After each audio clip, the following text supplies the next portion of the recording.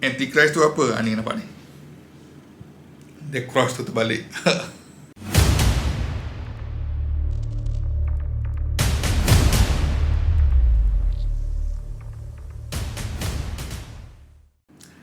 Assalamualaikum guys, welcome back to DDZ channel.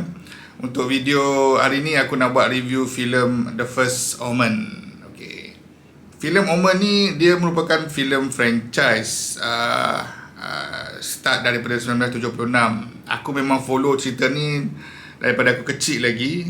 Bila first aku tengok dia ditayangkan di, aku tak salah aku, RTM TV1 ke TV2. So filem ni memang dah lama.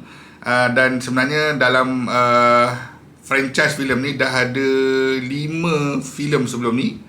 Dan filem yang The First Omen ni adalah merupakan, kalau dari segi rilis wayang, dia adalah filem yang ke-6 ke-6. Tapi dari segi timeline, filem ni sendiri adalah filem prequel kepada semua filem-filem Omen sebelum ni. Okay, so backstory cerita ni, the whole Omen franchise ni dia center around this one child, this one person actually, nama dia Damien Thorn. Okay, Damien Thorn ni adalah satu orang ataupun satu makhluk lah yang lahir daripada persetubuhan haram persetubuhan haram antara Satan dengan manusia. So lahirlah Damien ni yang dikatakan akan menjadi the Antichrist. Okay, so filem ni menceritakan tentang bagaimana Damien Thorn dia assume dia punya role sejak dia dilahirkan sampailah dia membesar, macam mana dia akan menjadi Antichrist dan lead kumpulan-kumpulan Satan worshipper ni. So that's the whole backstory of this Omen franchise lah. In fact, the perkataan Omen tu sendiri, the Omen tu kalau dalam bahasa Melayu dia adalah petanda. Kalau dalam Englishnya dia adalah a bad sign. So a bad sign of what? Petanda apa? Petanda the end of the world lah, the Antichrist. So Antichrist ni kalau boleh aku share sikit, dia adalah satu belief movement ke apa ke yang objektif dia adalah untuk melawan atau untuk menghancurkan the Christian Church. So nanti dalam kepercayaan Kristian ni, aku tak tahu lah fiction ke atau apa, tapi dalam konteks Antichrist tu sendiri, Antichrist ni adalah lawan kepada Jesus Christ. So dia akan lawan Jesus Christ lah. So di dalam Bible dia percaya yang Antichrist ni nanti akan wujud di end of time nanti. So filem ni dia adaptasi dari segi kepercayaan tu. Okay, alright. So filem kali ni being a prequel, dia menceritakan bagaimana Damien Thorn ni atau baby ni dilahirkan. Macam aku cakap tadi, Damien Thorn ni dia lahir daripada persetubuhan haram antara Satan ataupun dia panggil The Beast dengan seorang manusia lah. So cerita ni dia berlega dekat situ. Pada masa yang sama, cerita ni juga fokus kepada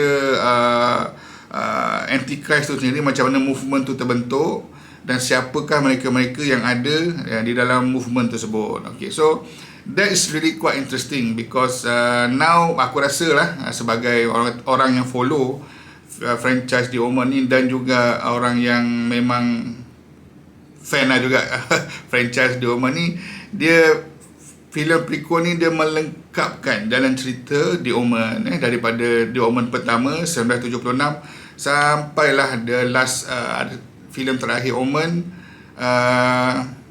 1991. Okay, ada satu fakta yang aku nak share. Filem The Omen yang pertama adalah title dia The Omen, dia release in 1976. Tapi ada pada tahun 2006 filem ni telah di-reboot semula, tapi jalan cerita antara The First Omen 1976 dengan The Omen yang rebooted tu memang jalan cerita sama, exactly sama. So kalau korang tengok yang tahun 1976 punya ataupun 2006 punya, memang jalan cerita sama. So korang boleh follow mana-mana. Okay.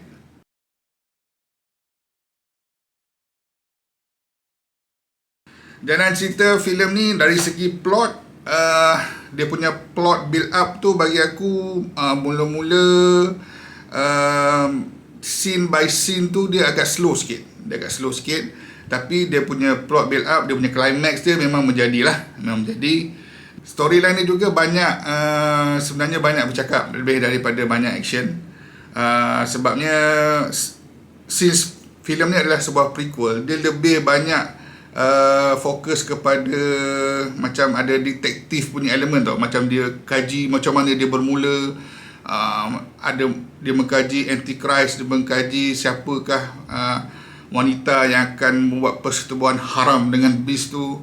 So dia banyak elemen-elemen, kena buat research dan sebagainya. So disebabkan tu dia akan banyak bercakap. Alright. Tapi kalau korang follow dia punya flow of the story ni, korang akan appreciate dia the dialogue dia cakap-cakap tu, because it will lead to the climax of the story. So di situ aku tak nak cakap scene dia boring, tapi it is bagi aku quite interesting. Sebab dia adalah bercorak detektif macam tu. Dia bercorak investigation. Macam tu, bukan detektif, investigatif. Okay. Filem ni adalah prequel, jadi jalan cerita dia lebih kepada history of the whole Omen franchise. Cumanya persoalannya, adakah korang perlu tengok The Omen sebelum ni, sebelum tengok prequel ni? So bagi aku, kalau korang baru to this franchise, korang start tengok The Omen, the first Omen ni memang bagus lah, because dia actually dia adalah dari segi timeline, dia adalah filem yang pertama, sebab dia prequel kepada semua kan. Jadi korang boleh faham, boleh cakap cepat faham, boleh appreciate cerita ni. Tapi cumanya bagi aku adalah elok kalau korang tengok dulu The Omen 1976 punya, 1976. Ataupun kalau korang tak dapat nak cari yang filem tu, korang tengok yang The Omen 2006 punya pun boleh. Dan korang akan lebih appreciate, lebih faham apa yang dicerita dalam filem The First Omen ni, prequel ni.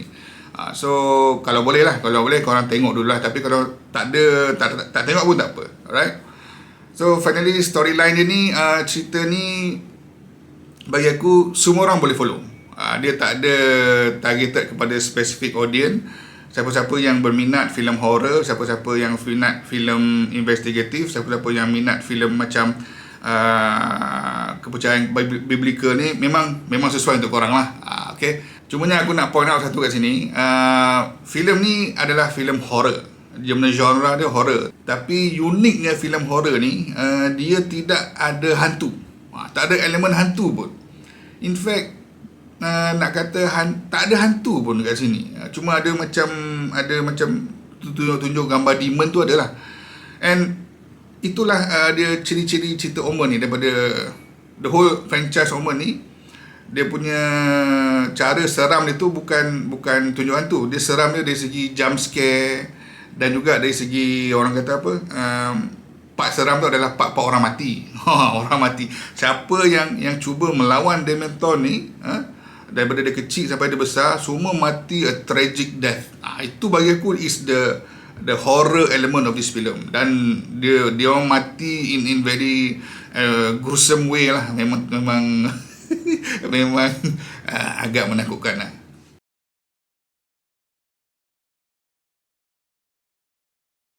Barisan pelakon, rata-rata aku rasa pelakon yang kurang terkenal, mungkin juga pelakon-pelakon baru. Walaupun begitu, bagi aku pemilihan pelakon dia tepat sekali. Watak yang dilakonkan oleh setiap pelakon ni memang menjadi, dan juga dia tidak mengganggu jalan cerita ni.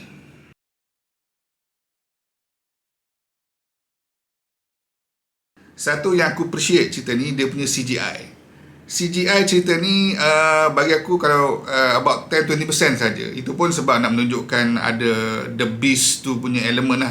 Siapa nak buat beast tu kan, so kena that one, karakter dia kena CGI created lah. Other than that, the whole scene tu aku rasa macam filem ni di capture secara live. Maksud aku in real life. Dia tidak menggunakan CGI. So that one aku appreciate very much. Dari segi CGI yang ada pun, nampaklah dia punya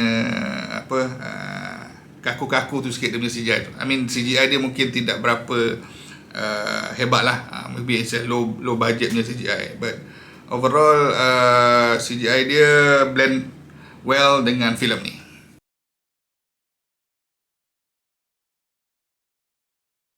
Filem ni tak banyak action dia, sebab macam aku cakap tadi, storyline dia banyak bercakap, jadi kurang lah action. In fact action macam fighting scene tu semua tak ada. Cuma action, horror punya action tu adalah so itu je elemennya. Tapi bagi aku it's good enough. The whole story ni, the way that dia berjalan tanpa adegan action, memang bagi aku blends well lah.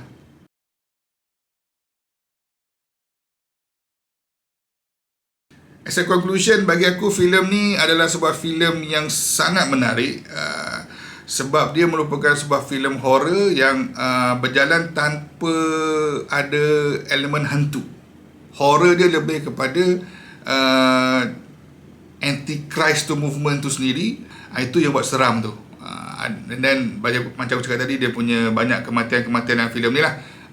So and then banyak jump scare, shadow dekat belakang. So memang director dia berjaya mengekalkan elemen-elemen seram The Omen franchise ni daripada asal sampai lah yang sekarang ni. So berbaloi cerita ni korang pergi tengok kat wayang. Tapi aku advise sebelum korang tengok kat wayang, korang cubalah tengok dulu sedikit preview lah ataupun apa ke filem The Omen yang first punya 1976 punya ataupun yang 2006 punya. So that one korang akan lebih more appreciative lah of this movie. Dan kalau korang dah tengok filem The Omen sebelum ni, korang akan lebih rasa faham sikit lah cerita ni, baru boleh follow sikit lah.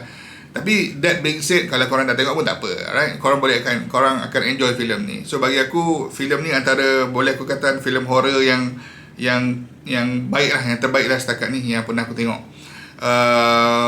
untuk tahun 2024.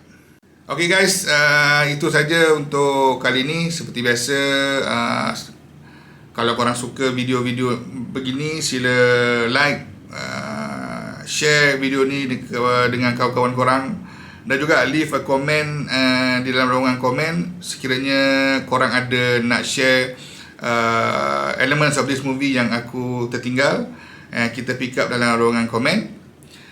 Kepada viewer aku, sama ada korang subscriber ataupun bukan subscriber, tapi kalau korang tengah view video ni, aku nak mengambil kesempatan ni untuk mengucapkan selamat Hari Raya Aidilfitri, maaf zahir dan batin. Dan aku ingin meminta maaf sekiranya ada kekurangan di pihak aku dari segi aku punya review ataupun aku punya shortcomings lah. So aku minta maaf yang tu. Hopefully kita sama-sama akan menyambut raya kali ni dengan penuh kesyukuran. Okay guys, kita jumpa lagi di video seterusnya. Assalamualaikum.